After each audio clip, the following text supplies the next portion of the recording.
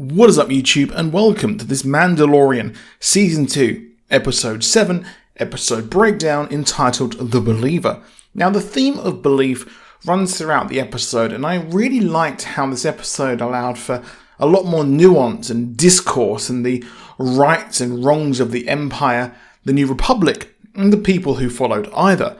This breakdown will feature a lot of spoilers for this episode, and also the most recent Battlefront 2 game, as they dropped a major backstory moment and shifted one of the best Star Wars video game stories right here into the live action canon.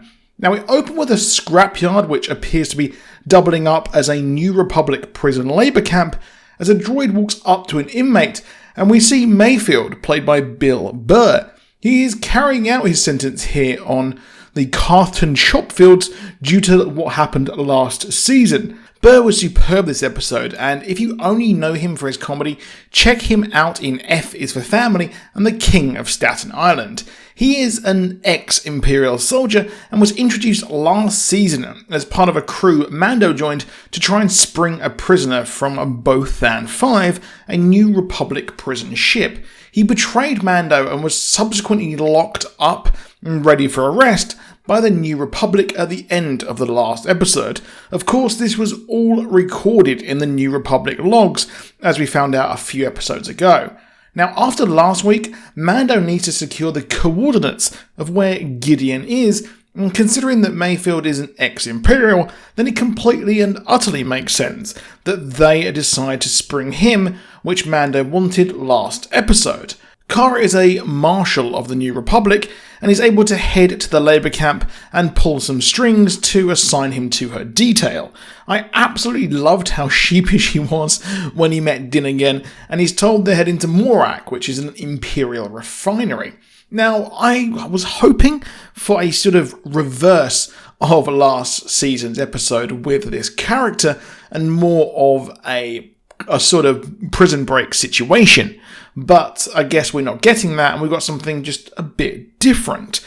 Now, on Morak, they do refine rhydonium, which is a volatile Star Destroyer fuel, and it's also mined on Abathar, Sarikar, and Tralgaria. They need to get to an Imperial terminal, which will tell them exactly where Moff Gideon's Arca-10's cruiser is.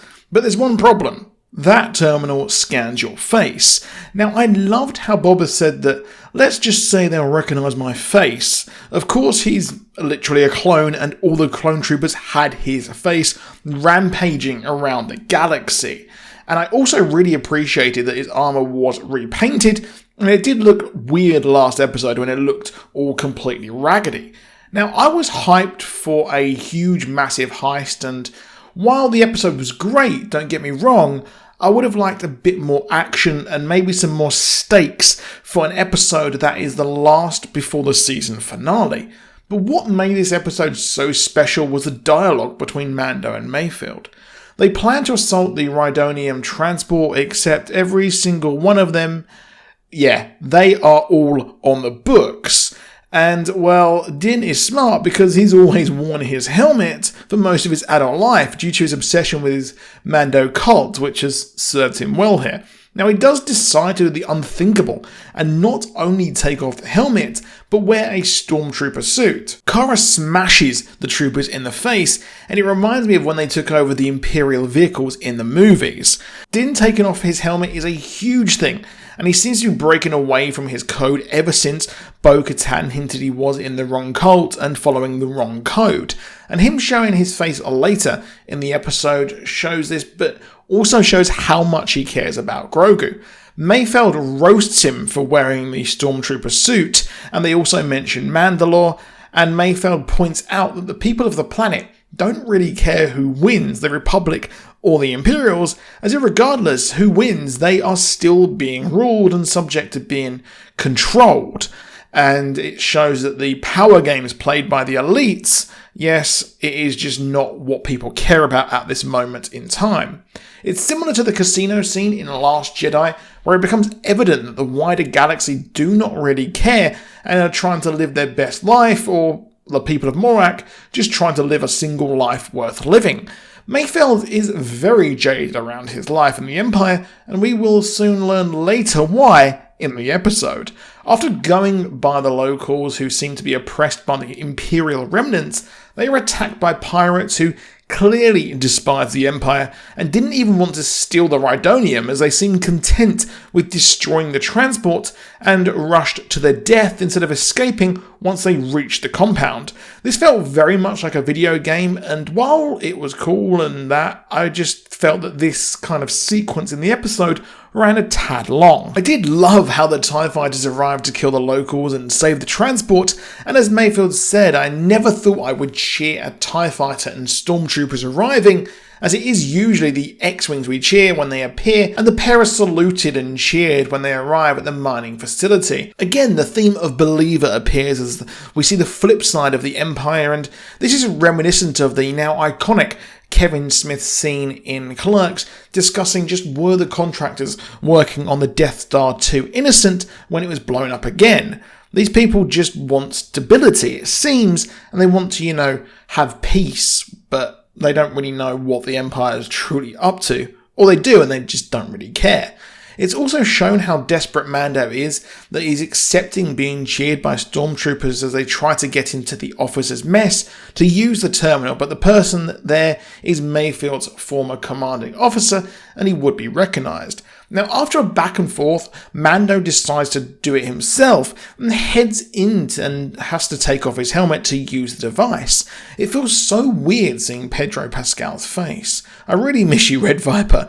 In a tense scene, he's being watched as he uses it, and he gets the location, but he's confronted by the former CO, only for him to ask exactly what his details are, and Mayfeld saves the day. He gives his TK number, which is a designation for different stormtroopers, with TK being a standard stormtrooper. However, they learn they are the only people to survive that run of Rhydonium, and hinting at the station that is very, very harsh due to hostile locals, and it's why everyone cheered them. They have a drink with the CO and they talk about Operation Cinder. It was a plan that Palpatine had enacted from the grave and took place in Star Wars Battlefront 2, and where we had the Imperial remnants, they went around and destroyed Imperial planets.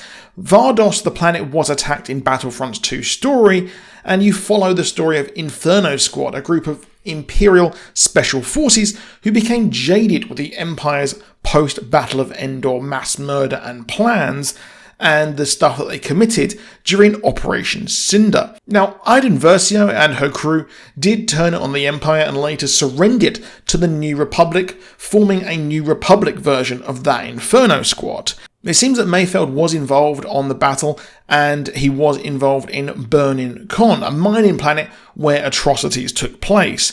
Now, Operation Cinder did not care about the deaths of Empire forces, and did not actually 100% care about the lives of the rebels, and they just wanted to destroy the rebels at all costs. They did not matter whatsoever, and this continued until the end of the Battle of Jakku, where the Empire signed a treaty to end the Civil War.